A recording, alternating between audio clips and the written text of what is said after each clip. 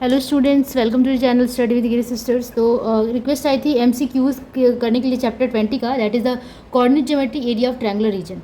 तो इसका एमसीक्यू आज देखेंगे पूरे वीडियो में और इसे सॉल्व करेंगे। मेक श्योर आप चैनल को सब्सक्राइब कर दीजिए ताकि जो भी नोटिफिकेशन हो नए नए वीडियोज़ के आपको मिलते रहें।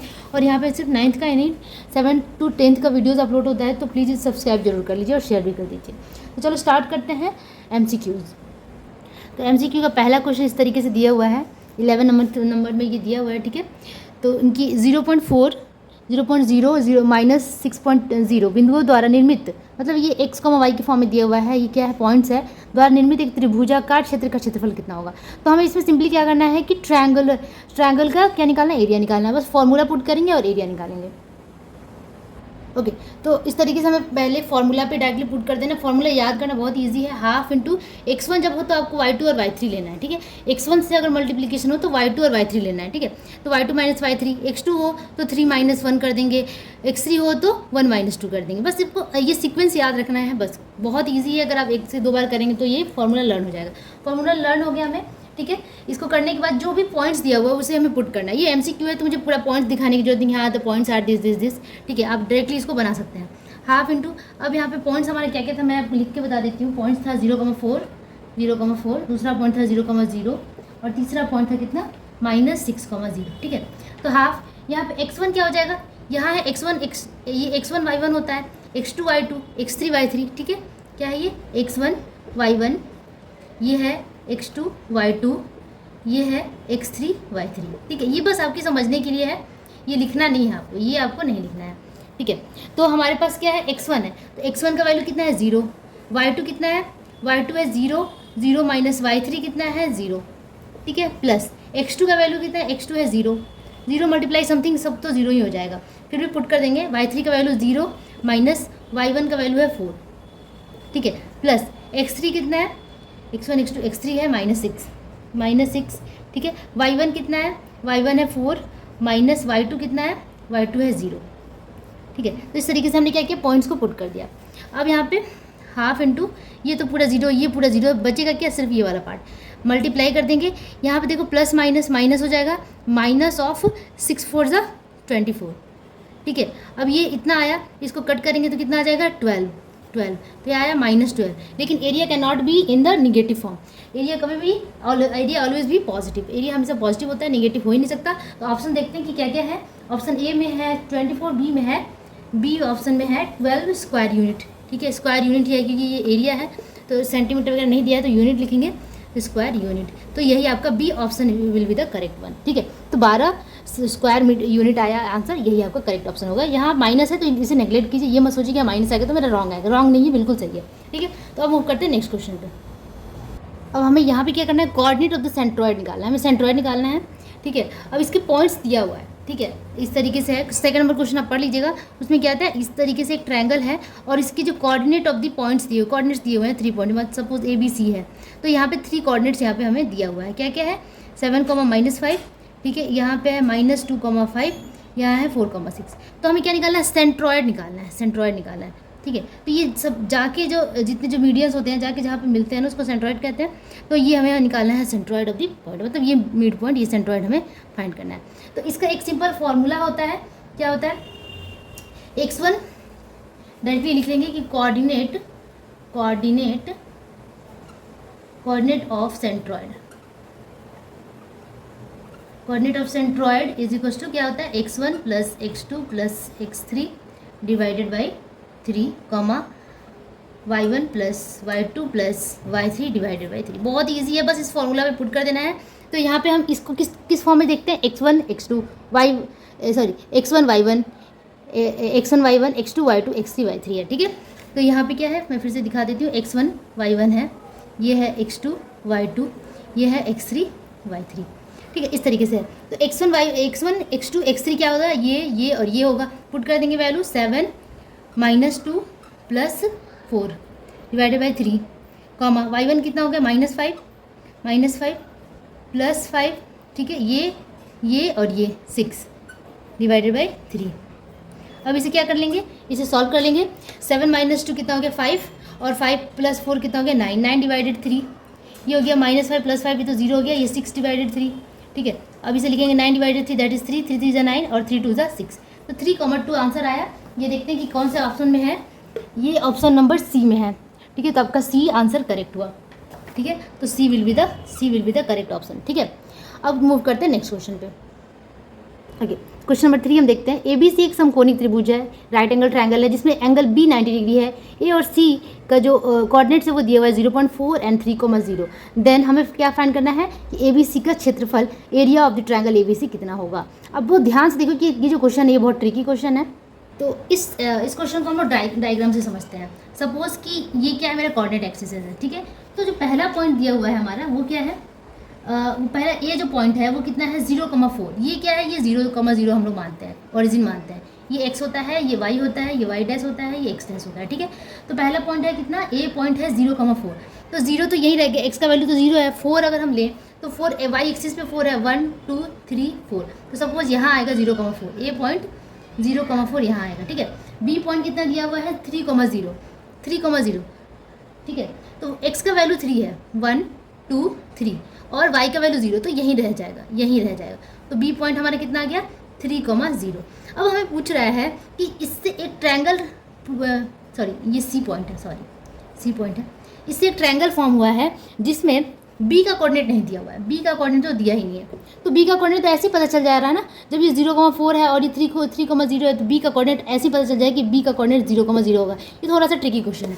तो हमें क्या करना है कि b का कोऑर्डिनेट ले लेना है 0,0। देन लिखेंगे कोऑर्डिनेट्स आर, ठीक है। आपको लिखने की जरूरत नहीं है, आपको तो बस ऑप्शन से करेक्ट करना है। आप रफली भी कर सकते हैं।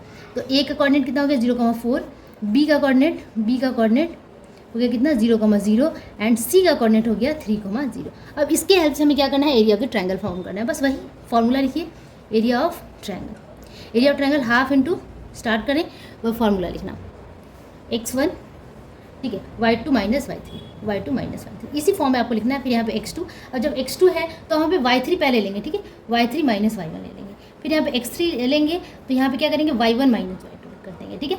बहुत ईजी ट्रिक है, बस इसे पुट कर देंगे। हाफ इंटू x1 कितना है, x1 है हमारा 0, y2 कितना है, ये x1 y1 है, x2 y2 है, तो y2 भी 0 है, 0 माइनस y3 कितना है, y3 भी 0 है, ठीक है।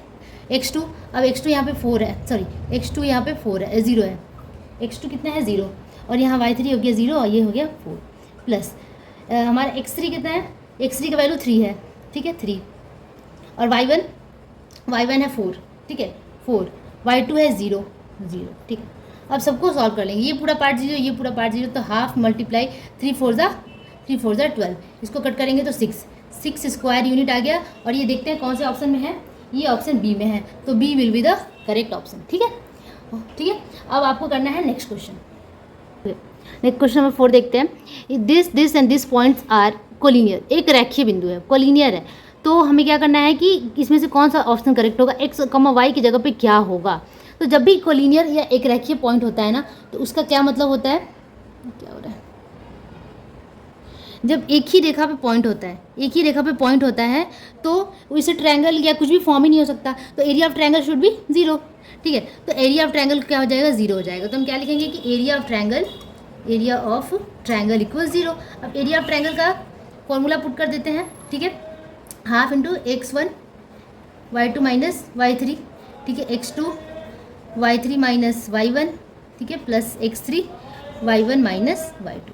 अब हमारे पास सारे वैल्यूज़ तो पहले दिए हुए हैं, पॉइंट्स दिया हुआ है ना, एक बार पॉइंट्स लिख दो। पॉइंट्स कौन कौन से थे, 0,0 था, 0,0, फिर था 4,-3, 4,-3 और x, y, ये हमारे पास पॉइंट्स थे, ठीक है। अब इसे क्या करना है, इक्वल 0 कर देना है, क्योंकि जब पॉइंट ही कोलिनियर है तो ट्रायंगल तो फॉर्म ही नहीं हो सकता। जब ट्रायंगल फॉर्म ही नहीं हो सकता तो एरिया भी तो 0 होगा, तो एरिया हमने 0 कर दिया, ठीक है। अब इसे 0 से हमने इक्वेट कर दिया। हमें वैल्यू निकालना है इस कोऑर्डिनेट का, x, y का हमें वैल्यू निकालना है, ठीक है। तो बस वैल्यूज़ को पुट करते हैं। हाफ इंटू x1 की जगह पे क्या आएगा, 0 है x1 की जगह पे, ठीक है, और y2 हो गया -3, y2 -3 है, -3 माइनस y3 है, y3 आप देख सकते हैं कि y है, ठीक है। ये है x1 x2 x3, क्या है x1 x2 x3, ये क्या है y1 y2 और ये है y3, ठीक है। तो इस तरीके से आप इंडिकेट कर सकते हैं पेंसिल से, इसको करने में आसानी होती है। ठीक है। अब यहाँ पे x2 की जगह पे क्या है 4 है, 4 पुट कर देंगे। y3 क्या है y है, माइनस y1 कितना है 0, प्लस x3 कितना है x है, x3 x है, y1 कितना है y1 है 0, माइनस y2 कितना है y2 ये रहा -3, तो माइनस माइनस प्लस हो गया, +3 हो गया, ठीक है, इक्वल 0। एक बार आप लोग मैच करके देख लेना, कभी कभी ऐसे पुट करने में दिक्कत हो जाती है, ठीक है, सही। अब ये हाफ तो 0 हो गया, हाफ अगर 0 से मल्टीप्लाई करो, क्रॉस मल्टीप्लाई, तो ये 2 के साथ 0 से मल्टीप्लाई होगी, ये तो पूरा 0 हो गया, ये पार्ट भी 0 हो गया। अब हमारे पास ये दोनों पार्ट बचा, क्या क्या 4y, ठीक है, ये तो 0 ही है, plus x into 0 0, x into 3 3x, plus 3x is equals to 0, 4y plus 3x is equals to 0, ठीक है। अब यहाँ पे हमें ऐसे करना है कि ऑप्शंस के अकॉर्डिंग हमें देखना पड़ेगा, ठीक है।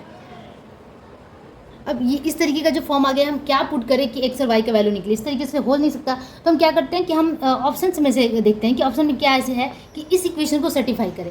अगर मैं ए ऑप्शन को लूँ तो x का वैल्यू 8 है, तो 8 यहाँ अगर हम पुट करते हैं तो 3 × 8 प्लस y की जगह पे 6 है, तो 4 × -6 है, ठीक है। अब इसको देखते हैं कि क्या आ रहा है, 4 6 ज़ा 24, 8 3 ज़ा 24, तो ये आ गया 0, और हमें 0 ही तो था, 0 ही था, इक्वल 0 था। इसका मतलब ये इक्वेशन को सर्टिफाई कर रहा है ए नंबर, तो ए नंबर ही हमारा करेक्ट ऑप्शन हो जाएगा, ठीक है। तो इस तरीके से आप ऑप्शंस में से इसे पुट करके देखेंगे x का वैल्यू y का वैल्यू, और जहाँ ये इधर वाला जो left hand side right hand side के बराबर आ गया तो आप समझ लेंगे कि वही ऑप्शन करेक्ट होगा, ठीक है। तो A number is the correct option.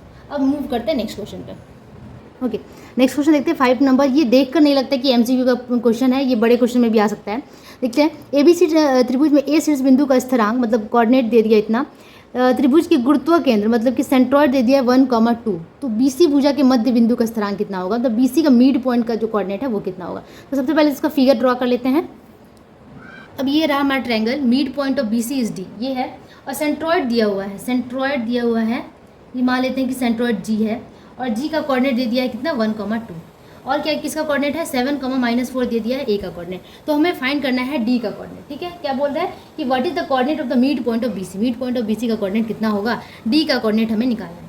तो इसको कैसे निकालेंगे, क्योंकि हमारे पास सिर्फ ए है, ना बी है, ना तो ही सी है, नहीं तो सेंट्रॉइड का फॉर्मूला निकाल के इसके साथ इक्वेट कर देते हैं, ऐसा नहीं हो सकता।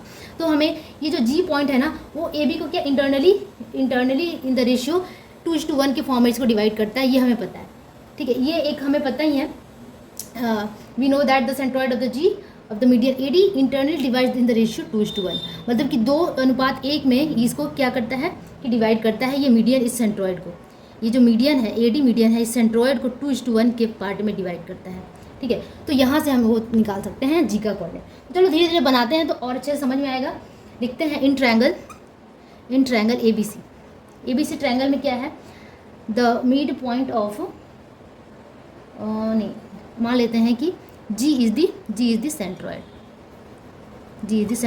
ठीक है, G is the centroid, and A is equals to, A का कोऑर्डिनेट कितना दिया है, A 7, -4, ठीक है। B कितना है, नहीं G है, ये G है 1,2, G दे दिया है कितना 1,2, ठीक है। लेट कर लेंगे कि D is equals to, G का कोऑर्डिनेट है x, y, ठीक है। मान लेंगे कि D क्या है x, y है, इसको x, y यही हमें फाइंड करना है, ठीक है। अब लिखेंगे we know that centroid G divides the median AD internally. इस AD को क्या कर रहा है, इंटरनली डिवाइड कर रहा है, इंटरनली, ठीक है। इन रेशियो में पता है ये होता ही है, ये आपका एक थ्योरम भी था, इन रेशियो 2:1 के फॉर्म में इसको डिवाइड करता है। तो हम लिख सकते हैं ना कि AG by G D equals 2/1, ठीक है।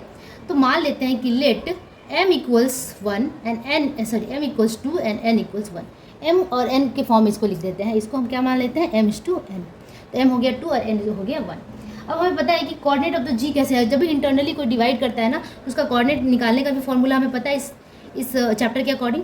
कोऑर्डिनेट ऑफ जी इक्वल्स हम लिख सकते हैं कि हमें पता है mx2 plus nx1 by m1 plus m2, ये होता है, ये सॉरी यहाँ पे m और n के फॉर्म में लिख रहे हैं ना, सॉरी, तो m प्लस n लिखेंगे ना, m प्लस n, ठीक है।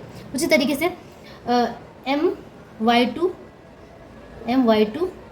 Plus ny1 ny1 by m1 m plus n, ठीक है।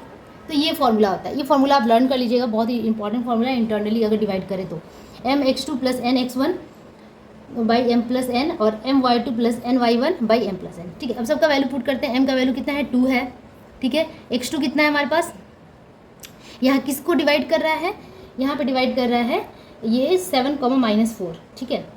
7,-4 पहला पॉइंट है हमारा ए का पॉइंट कितना है 7,-4।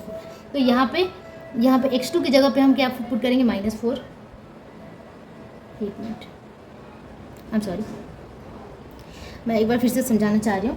ये जो पॉइंट है हमारा, ये और ये पॉइंट मेन है, ए और डी, और बीच में जी क्या है, सेंट्रॉयड है, ठीक है। तो जी हमें मिला है, सेंट्रॉयड क्या है 1,2 है, तो 1,2 हम तो यहाँ लिख देंगे, ठीक है। जी हमारे पास है 1,2। अब हमारे जो ये इंटरनली डिवाइड कर रहा है ये जी, अब इसका जो पहला पॉइंट है इसको हम ले लेंगे, ये है हमारा x1 और ये है y1। ये दूसरा पॉइंट जो d है x, y के फॉर्म में है, ये हमारा x2 है और ये y2 है। अब ध्यान से देखिए, मैं एक बार यहाँ पे करके दिखाती हूँ। ये है हमारा क्या x1, y1, इसका वैल्यू कितना है 7,-4, ठीक है। और ये पॉइंट है g, ठीक है, m/n के फॉर्म में इसको डिवाइड किया है।